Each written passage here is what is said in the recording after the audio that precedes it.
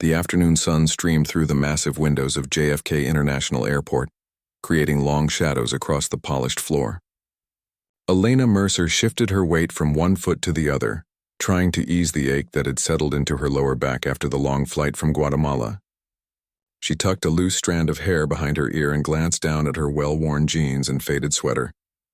They weren't exactly travel chic, but they had served her well during her 3 weeks volunteering at the orphanage. "Next customer, please," called a bored voice from behind the counter. Elena stepped forward, offering a tired but genuine smile to the customer service agent whose name tag read, Thomas. His crisp uniform and perfectly styled hair stood in stark contrast to Elena's disheveled appearance. "Hi, I've just arrived from Guatemala City with a connection through Miami, and my luggage hasn't appeared on the carousel," Elena explained, placing her boarding pass and ID on the counter. Thomas barely looked up from his computer screen. His fingers continued typing as he spoke. "Flight number? AA2467, Elena replied, leaning slightly forward. "I waited for over an hour at baggage claim, but my suitcase never came out." Thomas sighed, the sound making it clear this was an inconvenience to him rather than part of his job. He finally glanced up, his eyes doing a quick assessment of Elena's appearance. His expression shifted subtly, a dismissive look that Elena had seen before. It was the look people gave when they'd decided someone wasn't worth their full attention. "Fill this out," he said, sliding a form across the counter. "We'll contact you if we locate your belongings." "But I have important items in that suitcase," Elena said, her voice still polite despite her growing concern. "Medications, gifts for my family, and, like I said," Thomas cut in, already looking past her to the next person in line. "Fill out the form. We process these in the order they're received." Elena glanced around. There was no line behind her. In fact, the customer service area was surprisingly empty for a Tuesday afternoon. "I understand you're busy," Elena tried again, "but I have a charity event tonight, and my dress is in that suitcase. Is there any way to expedite the search, or could you at least tell me where the luggage might be?" Thomas exchanged a look with his colleague, a woman with sharp features and even sharper eyes. The woman raised an eyebrow and smirked slightly. "A charity event, huh?" Thomas said, his tone making it clear he didn't believe her. "Well, we all have places to be, don't we? Take a seat over there like everyone else." Elena followed his gesture to a row of empty seats against the wall. "Everyone else?" There was no one else waiting. She opened her mouth to point this out but thought better of it. Instead, she took the form and moved to the seating area, pulling a pen from her small backpack. As she filled out the form, she could hear Thomas and his colleague chatting, their voices just loud enough for her to catch fragments of their conversation. "Did you see what she was wearing?" the woman said with a chuckle. "And claiming she's going to some charity thing tonight," Thomas replied. "Yeah, right." Elena's cheeks warmed, but she kept her head down. She'd learned long ago not to let such judgments bother her. Working in remote villages and underfunded orphanages had taught her that appearances meant little compared to actions and intentions. Still, the sting of their dismissal lingered. She completed the form meticulously, making sure to include every detail about her luggage, the brand, color, distinguishing features, and contents. When she approached the counter again, Thomas was on his phone scrolling through what looked like social media. His colleague had disappeared entirely. "Excuse me," Elena said gently. "I've completed the form." Thomas held up one finger without looking at her, signaling her to wait while he finished reading something on his phone. Finally, he put it down and took the form from her, giving it a cursory glance. "Black hardshell suitcase," he read aloud. "Do you know how many black hardshell suitcases we see every day? It has a bright yellow luggage tag with my contact information," Elena added helpfully.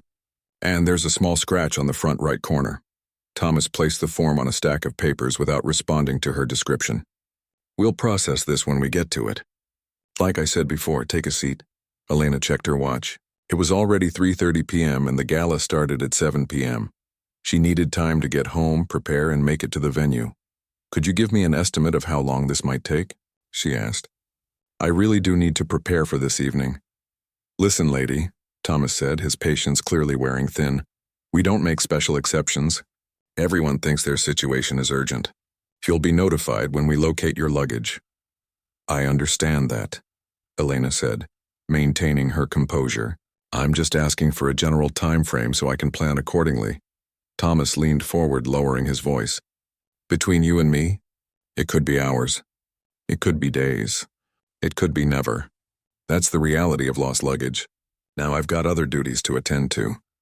He stood up and walked away from the counter, disappearing through a door marked staff only. Elena stood there for a moment. Feeling a mixture of frustration and resignation, she checked her phone, thinking she should call her husband, but noticed the battery was down to 7%. She'd have to preserve it. Moving back to the seating area, Elena settled in for what was clearly going to be a long wait. The airport bustled around her, people rushing to and fro, reuniting with loved ones, hurrying to catch flights. No one paid any attention to the woman sitting quietly, her tired eyes revealing a patience born from years of dealing with unexpected challenges. An hour passed. Elena watched as several well-dressed travelers approached the counter with various issues. Thomas had returned, and to her surprise, he treated them with a level of respect and urgency he hadn't shown her. He made phone calls, checked systems, and even escorted one man to a different department to resolve his issue. When the counter finally emptied again, Elena approached once more. "Excuse me," she began, her voice still respectful despite the growing knot of frustration in her stomach. "I couldn't help but notice you were able to help those other passengers rather quickly. My phone battery is getting very low, and I'm concerned about missing notification if my luggage is found. Is there any update you can provide?" Thomas looked up, his expression hardening when he recognized her. "Those were premium members," he said, as if that explained everything. "We prioritize certain customers based on their status." "I see," Elena said, though she didn't, not really. "In that case, would it be possible to use a phone charger briefly? Just so I can ensure my phone stays on to receive any updates?" "Airport policy," Thomas replied immediately. "We can't allow public use of our electrical outlets for security reasons." Elena glanced around at the numerous charging stations throughout the terminal where dozens of travelers had their devices plugged in. She considered pointing this out but decided against it. This man had clearly made up his mind about her. "Thank you anyway," she said, returning to her seat. As the afternoon wore on, Elena's thoughts turned to the children she'd left behind in Guatemala.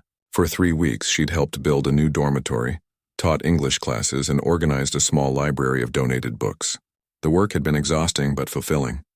In many ways, it had been a return to her roots. Before meeting Alexander, she had spent 15 years as a social worker, often in challenging environments. She smiled to herself, remembering the look on the children's faces when they saw the new books.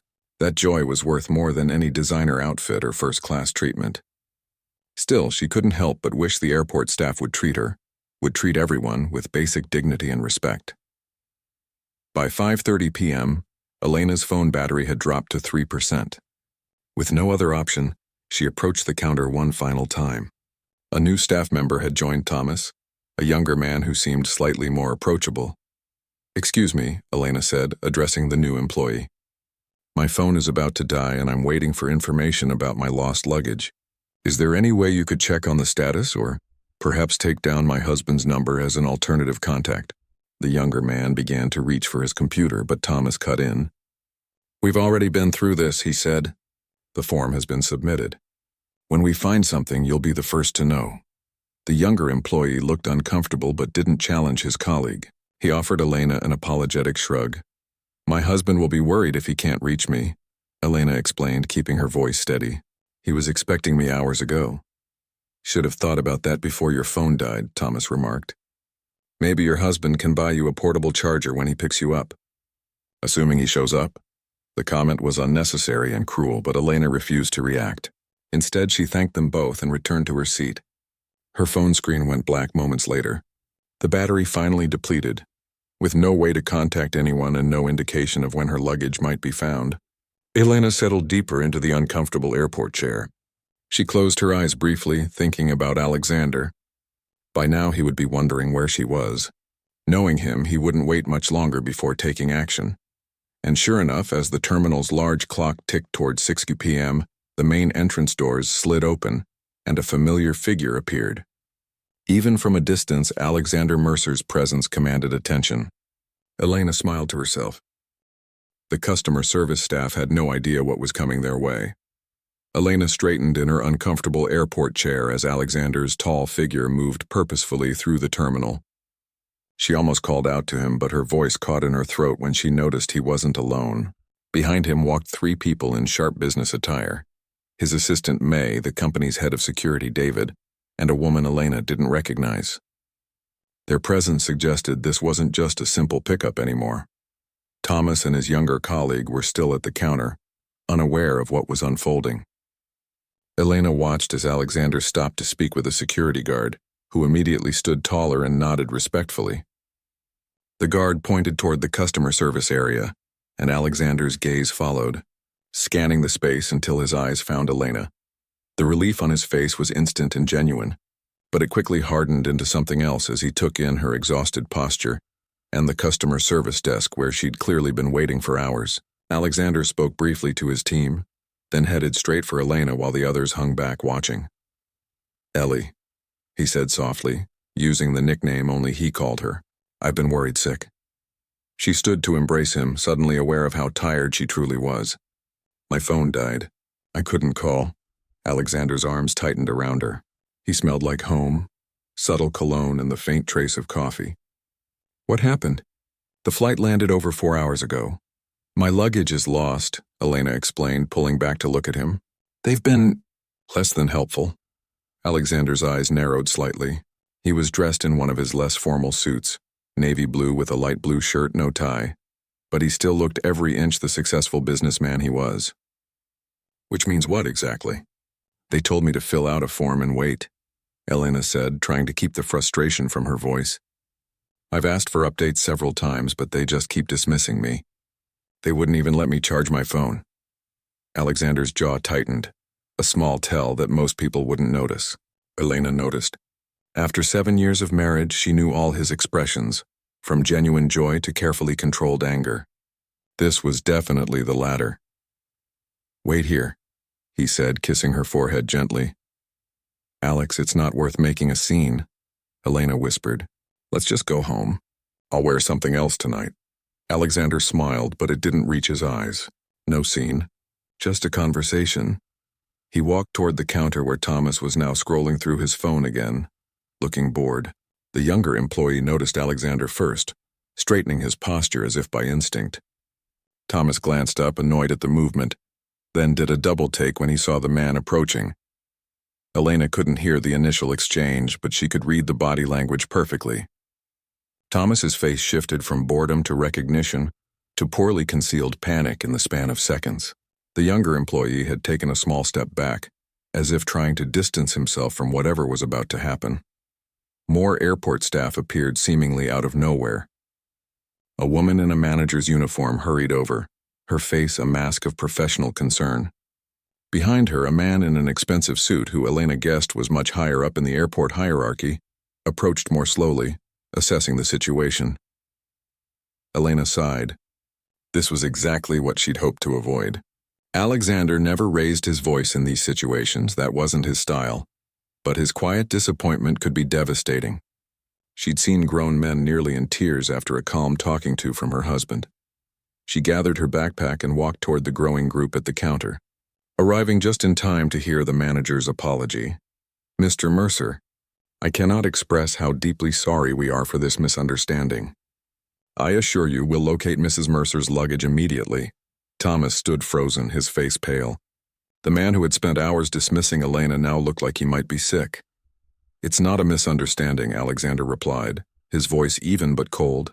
"It's a failure of basic customer service. My wife has been waiting here for over 4 hours. The higher-up in the expensive suit stepped forward, hand extended. "Mr. Mercer, I'm Robert Wilson, Terminal Operations Director. This situation is completely unacceptable, and I personally guarantee it will be resolved." Alexander shook his hand briefly but didn't smile. "My concern, Mr. Wilson, isn't just about my wife's luggage. It's about how your staff treats people they don't recognize as important." Elena stepped forward and placed a gentle hand on Alexander's arm. "Alex, I just want to go home. We can deal with the luggage tomorrow." Alexander's expression softened when he looked at her, but there was still determination in his eyes. "You shouldn't have been treated this way, Ellie. No one should." By now, May, David, and the unknown woman had joined them at the counter. May stepped forward with a tablet in hand. Mr. Mercer, she said professionally. I've accessed the airline's tracking system. Mrs. Mercer's luggage was mistakenly routed to LaGuardia. It's been located and is being transported here as we speak. Estimated arrival time is 30 minutes. Thomas's mouth opened slightly in surprise. The manager shot him a look that suggested he'd better stay quiet. The director, Wilson, cleared his throat. How did you access our system? David, the security head, spoke up. Mercer Technologies designed and installed the baggage tracking system for this entire terminal last year, sir. We have administrative access for maintenance purposes. The revelation sent a visible shockwave through the staff. Elena could practically see the connections being made in their minds. Alexander wasn't just any wealthy businessman. He was Alexander Mercer, founder of Mercer Technologies, whose name was on the newest terminal of this very airport. Thomas took an unconscious step backward, bumping into the counter behind him. The unknown woman stepped forward, introducing herself as Patricia Lawson from the airline's executive office. Mrs. Mercer, on behalf of the airline, please accept our sincerest apologies. We'd like to offer you lifetime premium status as a small gesture of goodwill. Elena smiled politely but shook her head. That's very kind but unnecessary. I'd just like my luggage and perhaps a moment to freshen up before we leave. Patricia nodded quickly. Of course. We have a private lounge available immediately. Please follow me. Alexander held up a hand. Before we go anywhere, he said, turning to face Thomas directly, I'd like to understand why my wife was treated this way. Thomas swallowed hard. Sir, I didn't know who she was. If I had known, that's exactly the problem. Alexander cut in, his voice never rising but somehow filling the space completely. You shouldn't need to know who someone is to treat them with dignity. The terminal director nodded gravely. You're absolutely right. Mr. Mercer, this represents a serious failure in our customer service training.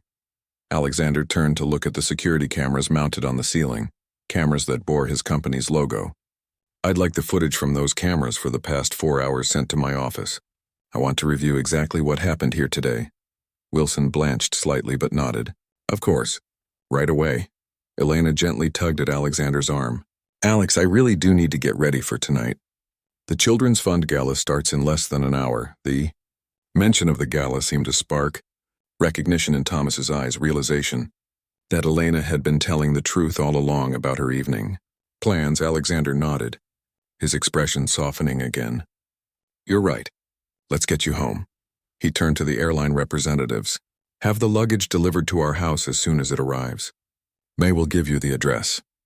As they turned to leave, Elena paused and looked back at Thomas, who was now being quietly but intensely reprimanded by the terminal director. Thomas, she called softly. The man looked up, his face a mixture of embarrassment and dread. I hope you have a better day tomorrow, Elena said simply, with genuine kindness in her voice. The unexpected grace seemed to hit Thomas harder than any reprimand could have. His eyes widened and he nodded wordlessly.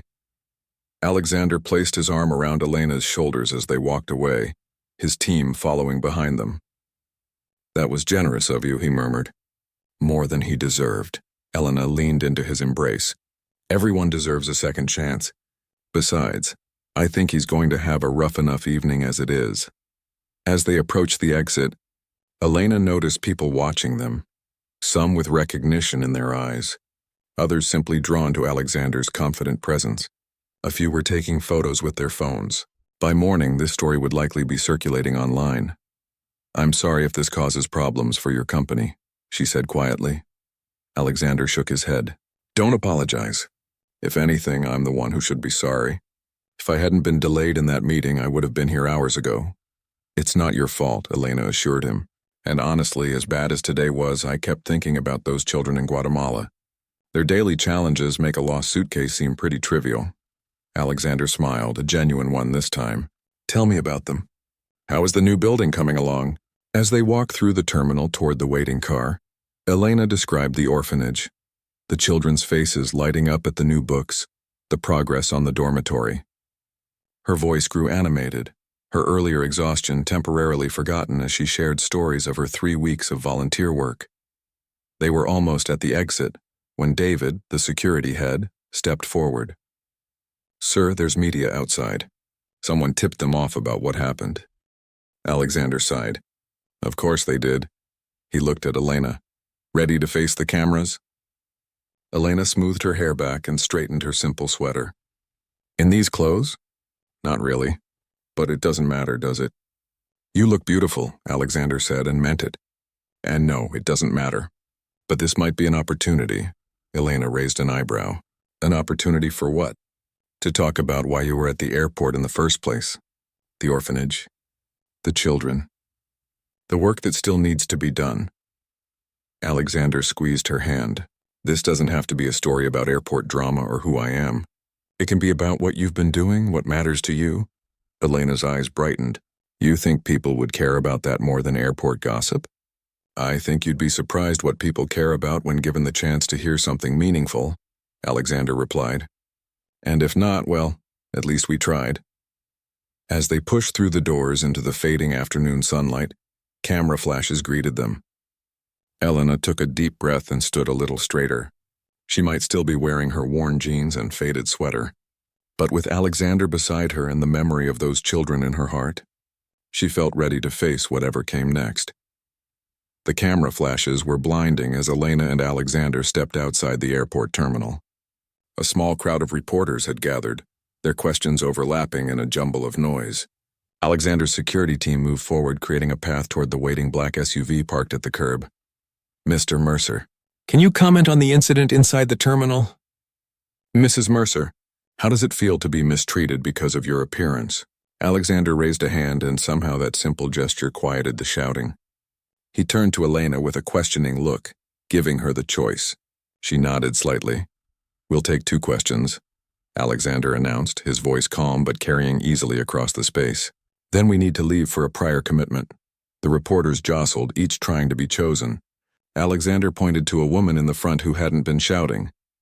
Mr. Mercer, there are reports that airport staff ignored your wife for hours because they didn't recognize her.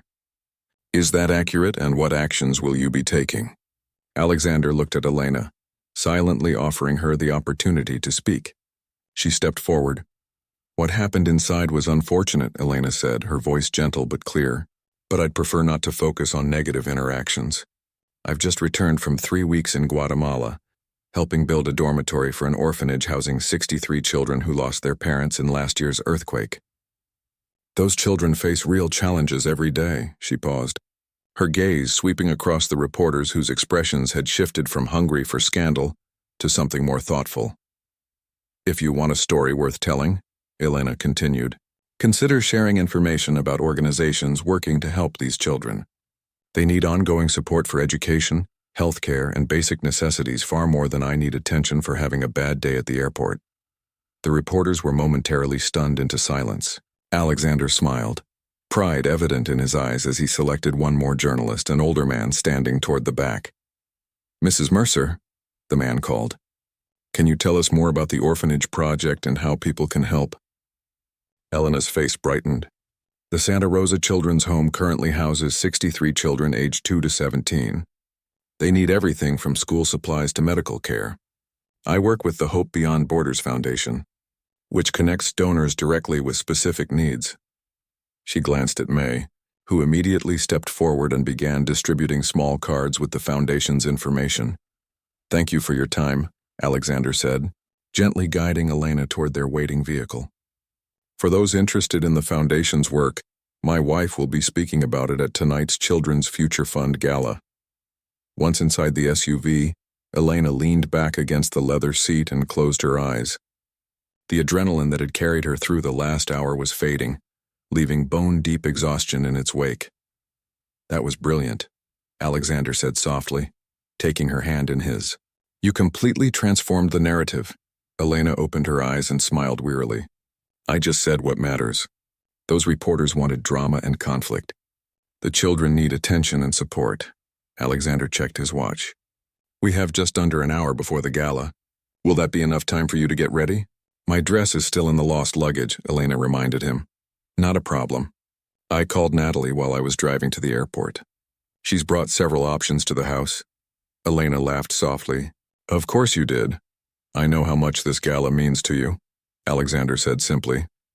Their driver navigated through evening traffic with practiced ease. Elena watched the city lights blur past the window. thinking about how different this comfortable ride was from the crowded bus journeys she'd taken in Guatemala. The contrast wasn't lost on her, the ease with which she moved between worlds of extreme privilege and profound need. When they arrived home, Natalie, Alexander's personal shopper, was waiting with a rack of evening gowns. Elena greeted her with a warm hug before being whisked upstairs to prepare for the evening. Alexander headed to his study, phone already to his ear as he dealt with the aftermath of the airport incident. 90 minutes later, Elena descended the grand staircase of their home. She'd chosen the simplest of the gowns Natalie had brought, a deep emerald silk that complemented her eyes. Her hair, which had been in a practical ponytail all day, now fell in soft waves around her shoulders. The transformation was remarkable, yet Alexander had meant it earlier when he'd said she looked beautiful in her worn jeans and sweater. Alexander waited at the bottom of the stairs, having changed into a formal black tuxedo. His expression when he saw her made her feel like the luckiest woman in the world. "You look stunning," he said, taking her hand as she reached the final step. "Not bad for someone who spent the day being ignored at an airport," she replied with a small smile. Alexander's phone buzzed with an incoming message. He glanced at it briefly. "Your luggage has been delivered," he said, "and it seems our airport adventure has gone viral." "The hashtag #airport dismissal is trending," Elena sighed. "I was hoping we'd manage to redirect attention to the foundation." "Actually," Alexander said, scrolling through the messages, "it seems your interview outside the airport worked. Donations to Hope Beyond Borders have increased by 300% in the last hour." Elena's eyes widened. "Really, that's wonderful." "The power of perspective," Alexander said, offering her his arm. "Ready to continue the good work at the gala?" The drive to the Grand Plaza Hotel was quick. As their car pulled up to the entrance, Elena could see the red carpet lined with photographers and the elegant crowd making their way inside. For a moment, she felt a flutter of nervousness. Public events had never been her favorite part of life with Alexander, though she'd grown more comfortable with them over the years. "Remember why we're here," Alexander said softly, sensing her hesitation. "Those children in Guatemala. The foundation. The work that still needs to be done." Elena nodded, squaring her shoulders as the car door opened. Camera flashes immediately began popping as they stepped onto the red carpet. They posed briefly for photos before making their way inside, stopping occasionally to greet friends and colleagues. The ballroom was decorated in shades of gold and white, with crystal chandeliers casting a warm glow over the elegantly dressed guests. A small orchestra played softly in the background. Waiters circulated with champagne and hors d'oeuvres. "The Mercers. We were beginning to think you wouldn't make it," called a friendly voice. They turned to see William Chen, the gala's organizer and a longtime friend. "We had an interesting day," Alexander replied with diplomatic understatement. William lowered his voice. "We've heard. It's all over social media. Are you all right, Elena?" "I'm fine," Elena assured him. "Just glad to be here now." "Well, your timing is perfect. Dinner is about to be served and you're scheduled to speak about your Guatemala project after the main course." As they moved toward their assigned table, Elena noticed people glancing their way, whispering behind their hands. News traveled fast in these circles. Their table was near the front of the room, shared with several major donors to the Children's Future Fund. As they took their seats, Elena was greeted warmly by the other guests, including an elderly couple she recognized as longtime supporters of various charitable causes. "Mrs. Mercer," the woman said, leaning in conspiratorially, "I hear you've had quite the adventure today. My niece works at the airport and texted me about the whole thing." Elena smiled politely. "Just a minor misunderstanding. Nothing worth dwelling on." "On the contrary," the woman's husband interjected, "it raises important questions about how people are treated based on appearances. My wife and I have experienced similar situations, though perhaps not as dramatic." Dinner was served, an elegant 3-course meal that Elena barely tasted, her mind on the speech she would soon deliver. When William introduced her, the room fell silent, all eyes turning toward the podium. Elena stood before the crowd, the emerald gown catching the light as she moved. From this vantage point, she could see hundreds of wealthy, influential people watching her expectantly. Some were genuinely committed to the cause. Others were there for social appearances, All had the capacity to make a difference. "Good evening," she began, her voice steady and clear. "Today someone asked me how it felt to be dismissed because of my appearance." A ripple of whispers spread through the room. She hadn't planned to mention the airport incident, but suddenly it seemed the perfect entry point. "I told them it was unfortunate, but not important. Not compared to what I witnessed in Guatemala these past 3 weeks." She paused, looking out at the sea of faces. "But on reflection, there is a connection worth examining. Because the truth is, we all make judgments based on appearances. We all decide who deserves our attention, our respect, our help, often within seconds of seeing them." The room was completely silent now. Every person focused on her words. "The children I met in Guatemala are dismissed every day, not by individuals but by systems, by a world that doesn't see them as priorities. They're dismissed because they were born in the wrong place, to parents who couldn't protect them from natural disasters or poverty or violence." She touched the small pendant around her neck, a gift from one of the children, made from a polished stone. Today at the airport was a reminder of how it feels to be invisible, to be deemed unworthy of basic consideration. It was uncomfortable for a few hours. For these children, it's their daily reality. As she continued her speech, sharing specific stories of the children she'd met and the progress being made at the orphanage, Elena could see the impact of her words. Checkbooks were appearing on tables. People were nodding, some wiping away tears. By the time she finished speaking, the energy in the room had transformed. What had begun as an elegant social event now felt purposeful, alive with possibility. When she returned to her seat, Alexander took her hand under the table and squeezed it gently. No words were necessary between them. As the evening progressed, person after person approached Elena, not to discuss the airport incident, but to ask how they could help the children of Santa Rosa. By the end of the night, the foundation had received pledges totaling more than 3 times their fundraising goal. On the drive home, Elena rested her head on Alexander's shoulder, exhausted but content. "You were magnificent," Alexander said softly. "You took what could have been just another society scandal and turned it into something meaningful." Elena smiled, thinking of the children who would benefit from tonight's generosity. Sometimes being dismissed is the best thing that can happen to you. It reminds you what truly matters. Elena woke to sunlight streaming through the bedroom curtains. For a moment, she forgot yesterday's events, the long wait at the airport, the confrontation, the gala. Then it all came rushing back as she reached for her phone on the nightstand. The screen was filled with notifications, dozens of missed calls, hundreds of text messages, and thousands of social media alerts. Elena groaned softly and set the phone back down without opening any of them. Alexander appeared in the doorway with a tray of breakfast and a gentle smile. "Morning, sleepyhead. It's almost 10. 10? Elena sat up in surprise. She rarely slept past 7, even on weekends. "You needed the rest," Alexander said, setting the tray across her lap. Fresh fruit, toast, and a steaming cup of coffee. "Yesterday was intense." Elena took a grateful sip of coffee. "How bad is it?" "The media coverage, I mean." Alexander sat on the edge of the bed. "It depends on what you consider bad. The airport incident is everywhere, news sites, social media, morning shows. But so is your speech from the gala. The Hope Beyond Borders website crashed overnight from too many visitors." Elena nearly choked on her coffee. "Crashed? Are you serious?" "Completely. Their donation portal has processed more in 12 hours than they usually see in 6 months. Your message resonated, Ellie." Elena felt a mix of emotions. Relief that something positive had come from the incident, but discomfort at being the center of so much attention. She'd never sought the spotlight, even after marrying one of the country's most successful tech entrepreneurs. "There's more," Alexander continued, his expression turning more serious. "The airport's board of directors has called an emergency meeting this morning. Terminal Director Wilson called me personally to apologize again, and to ask if we'd be willing to meet with them tomorrow." "What do they want?" Alexander shrugged. "To save face partly, but Wilson actually sounded sincere about wanting to address the broader issue of customer service standards."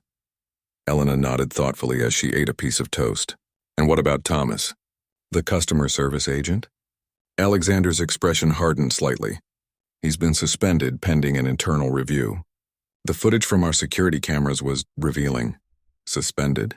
That seems excessive for being rude to one person." "It wasn't just you, Ellie. The recordings showed a pattern of behavior. He was consistently dismissive of anyone who didn't look important or wealthy, but completely different with first-class passengers or those in expensive clothes. Elena sighed. She hadn't wished for anyone to lose their job over this. People can learn and change, Alex.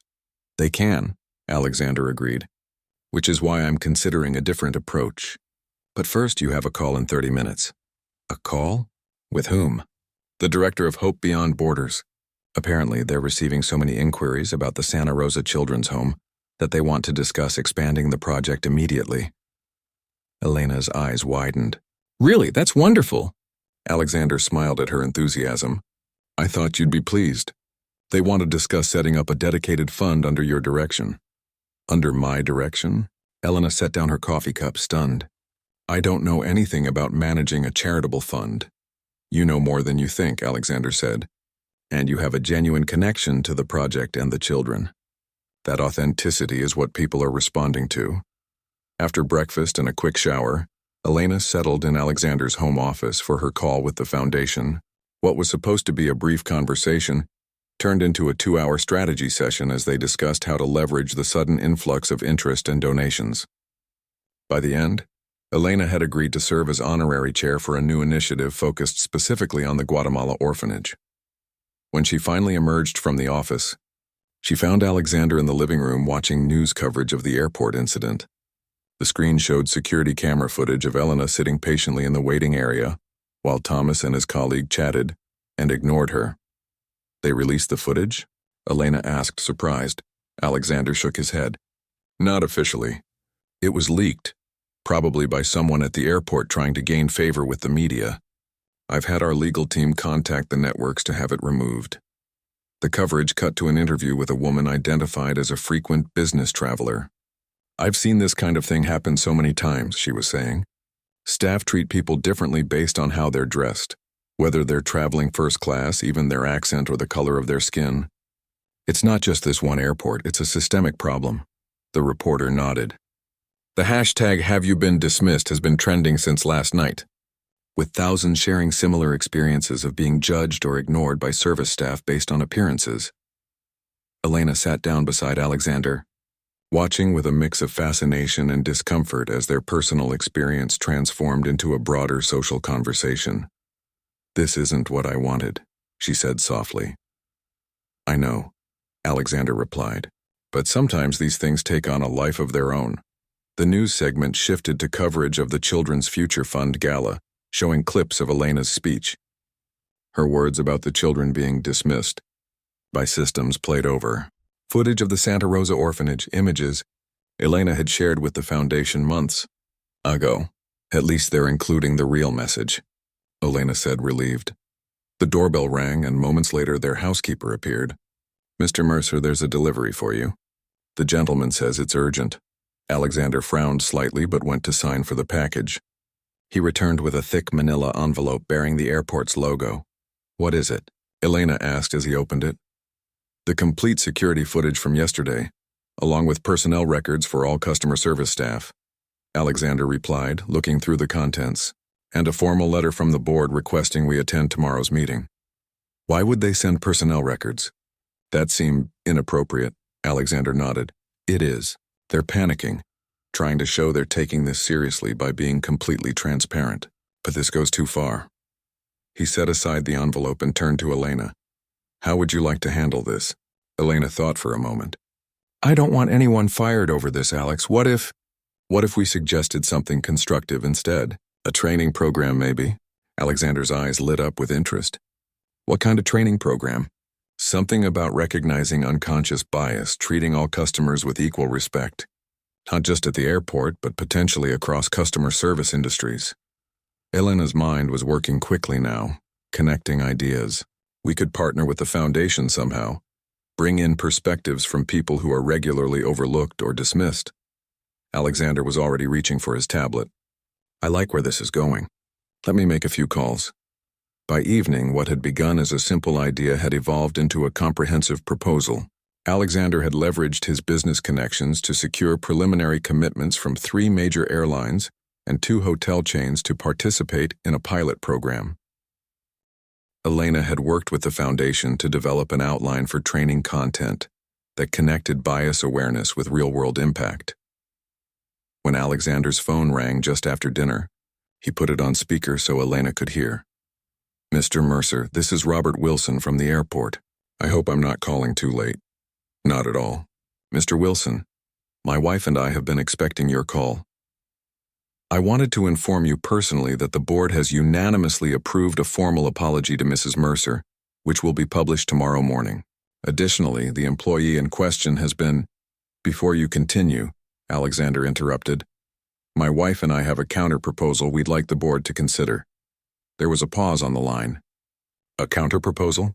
Instead of focusing on punitive measures for individual employees, we're suggesting a more constructive approach," Alexander explained.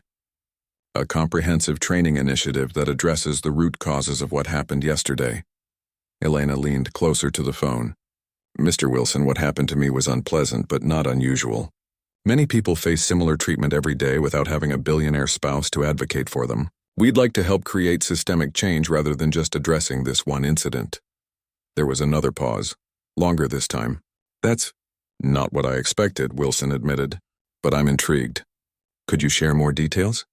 Alexander outlined their proposal, while Elena added key points about connecting with the foundation's work. By the end of the call, Wilson sounded genuinely enthusiastic, promising to present the idea to the board before their meeting. After hanging up, Alexander pulled Elena close. "Have I told you lately that you're remarkable?" She laughed softly. "You might have mentioned it once or twice. I mean it. Most people in your position would either want revenge or maximum compensation. Instead, you're thinking about how to create actual change. I spent 15 years as a social worker before I met you, remember? Old habits die hard." She nestled against him. "Besides, what good is having this platform if we don't use it for something worthwhile?" Later that night, as they prepared for bed, Elena checked her phone one last time. Amid the flood of notifications was an email from an unfamiliar address. The subject line read simply, "Thank you." The message was from Thomas, the customer service agent who had dismissed her. It was brief but seemed heartfelt. "Mrs. Mercer, I have no excuse for how I treated you. I've been reflecting on my behavior and realize I've been doing this to many passengers. I'm truly sorry. I understand if this doesn't change anything, but I wanted you to know your kindness at the end made me see myself clearly for the first time. Thank you for that moment of grace." Elena showed the email to Alexander, who read it with raised eyebrows. "Do you think he's just trying to save his job?" Alexander asked. Elena considered this. "Maybe. Or maybe he's genuinely had a moment of self-awareness. Either way, I think he deserves a chance to prove which it is." She typed a quick reply. "Thank you for your message, Thomas. We all have moments we're not proud of. What matters is what we learn from them. I'll be at the airport tomorrow for a meeting with the board. If you'd like to talk in person, I'd welcome the conversation." As she set her phone aside and turned out the light, Elena thought about how differently this story might have unfolded. A simple case of lost luggage and poor customer service had somehow catalyzed something much larger. "Penny, for your thoughts," Alexander murmured in the darkness. "I was just thinking about how strange life is," Elena replied. "Yesterday morning I was helping children in Guatemala. Tonight we're planning a corporate training initiative, all because someone judged me by my sweater." Alexander chuckled softly, the butterfly effect in action. A small moment creates ripples that grow into waves. "I just hope they're waves of positive change," Elena said, closing her eyes. "With you guiding them, they will be," Alexander said with certainty. "They absolutely will be." The airport looked different to Elena as she and Alexander walked through the main terminal the next morning. Security staff nodded respectfully as they passed. Other travelers glanced their way with recognition in their eyes. It felt strange to be noticed when just yesterday she had been so thoroughly invisible. "Are you ready for this?" Alexander asked as they approached the administration offices. Elena squeezed his hand. "As ready as I'll ever be." They were ushered immediately into a large conference room where the airport's board of directors waited.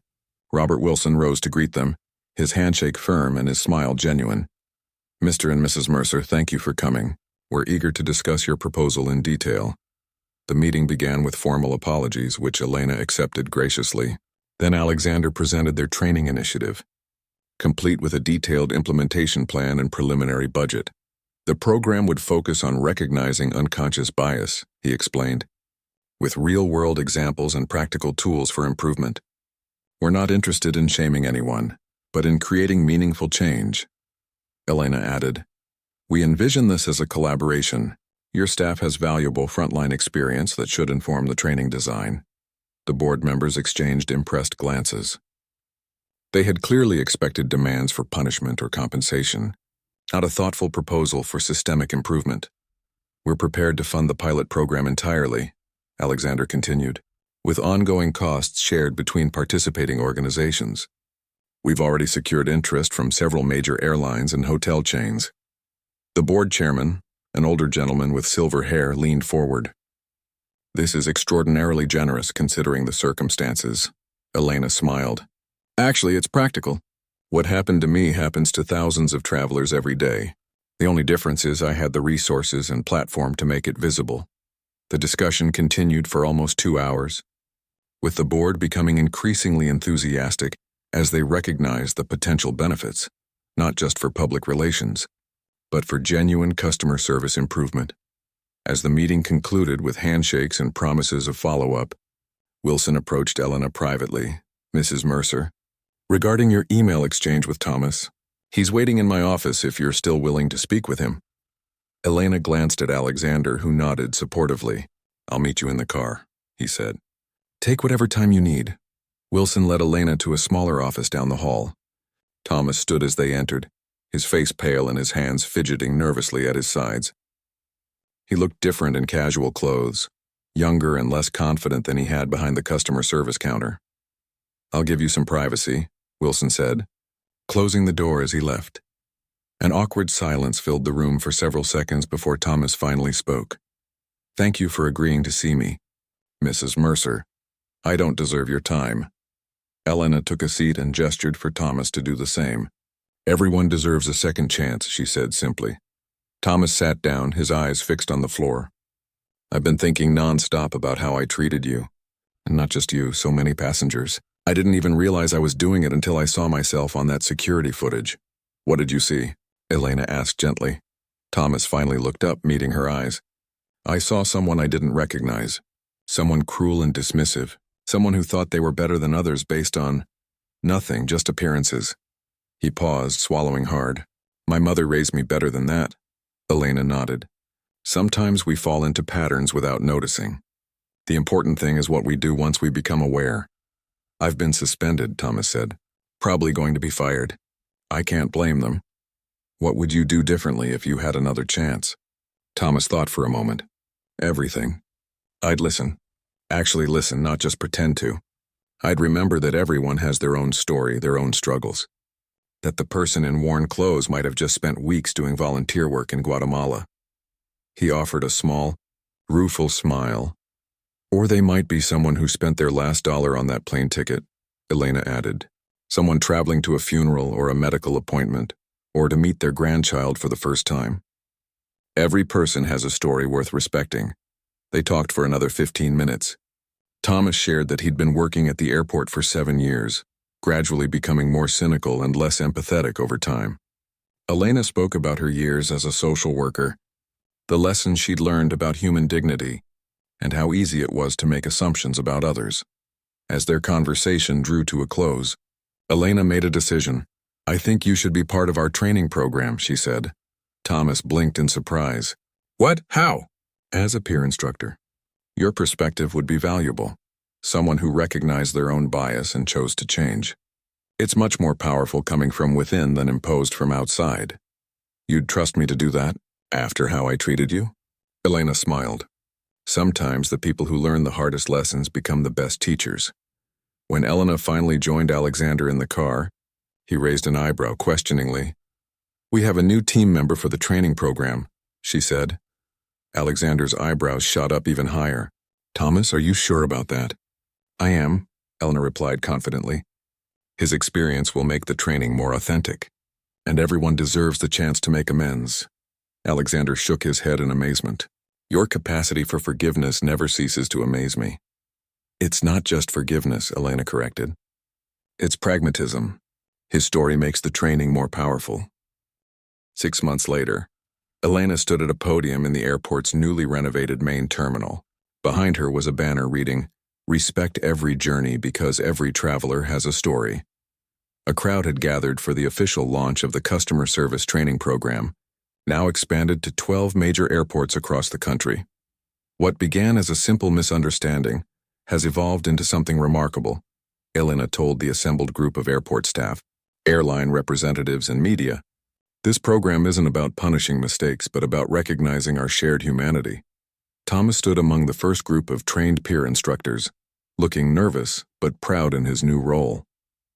Beside him were instructors from other backgrounds, a retired teacher, a disability advocate, a former refugee, each bringing unique perspectives to the training. The true test of any organization isn't whether mistakes happen, Elena continued. It's how those mistakes are addressed and what changes as a result. After the ceremony, Elena and Alexander toured the new customer service center, which featured private consultation areas, charging stations, and comfortable waiting areas designed to respect the dignity of every traveler. Staff had been cross-trained to handle multiple issues, eliminating the need to shuffle passengers from one desk to another. "Impressive transformation," Alexander commented to Wilson, who was leading the tour. Wilson nodded. "The board has been astonished by the positive feedback. Complaint rates are down 40% in just the first month." As they walked through the terminal, Elena noticed a young woman at the help desk. She was dressed simply, looking tired and worried as she spoke with a customer service agent. The agent was listening attentively, offering reassurance and practical assistance rather than dismissal. "Looks like the training is already making a difference," Elena said quietly to Alexander. Later that evening, Elena sat in their home office reviewing the latest updates from the Santa Rosa Children's Home. Construction of the new educational wing was ahead of schedule, funded entirely by donations that had poured in since her gala speech. Photos showed smiling children in bright classrooms, a stark contrast to the conditions she'd first encountered years ago. Alexander appeared in the doorway with 2 glasses of wine. "Celebrating?" Elena took one gratefully. "The school building will be finished next month, and we've secured funding for 3 new teachers." "That's worth celebrating," Alexander agreed, settling into the chair beside her desk. "You've accomplished so much in 6 months." Elena shook her head. "Not me. Everyone who contributed, everyone who cared enough to help. Which wouldn't have happened without you," Alexander pointed out. "Your airport ordeal created the visibility that made all this possible." Elena considered this, swirling the wine in her glass thoughtfully. It's strange to think that something so unpleasant could lead to so much good. The training program, the orphanage funding, even Thomas finding a way to make amends. "The butterfly effect again," Alexander said. "Small moments creating big changes." Elena's phone chimed with an incoming message. It was from Thomas, sharing news that the training program had been nominated for an industry award for innovation in customer service. "I never expected any of this," Elena said, showing Alexander the message. "That's often how the most meaningful changes happen," he replied. "Not from grand plans, but from authentic responses to everyday moments." Elena thought about how differently things might have unfolded if she had responded to her airport dismissal with anger or demands for retribution.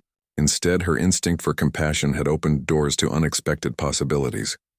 "I have to fly to Guatemala next month for the school opening," she said. "Think Thomas can make sure my luggage arrives this time?" Alexander laughed. "I have a feeling you'll receive the very best customer service the airport has to offer." Elena smiled but shook her head. "I don't want special treatment. I just want everyone to receive the same respect. Whether they're wearing designer clothes or faded jeans, whether they're flying first class or economy, whether they look important or not. And thanks to you, more of them will," Alexander said, raising his glass in a toast, "to seeing people for who they truly are, not just how they appear." Elena clinked her glass against his. "To looking beyond appearances," she agreed, "and to the journeys that lead us where we need to go, even when the path isn't what we expected." Outside their window, the city lights twinkled in the evening darkness, each one representing a home, a story, a life with its own struggles and triumphs. Elena thought about Thomas, the orphaned children in Guatemala, the countless travelers passing through airports every day, each one carrying their own invisible story, each one deserving of dignity and respect. Sometimes the most important journeys, she reflected, weren't measured in miles traveled, but in perspectives changed and connections made. And sometimes being dismissed could be the beginning of something extraordinary.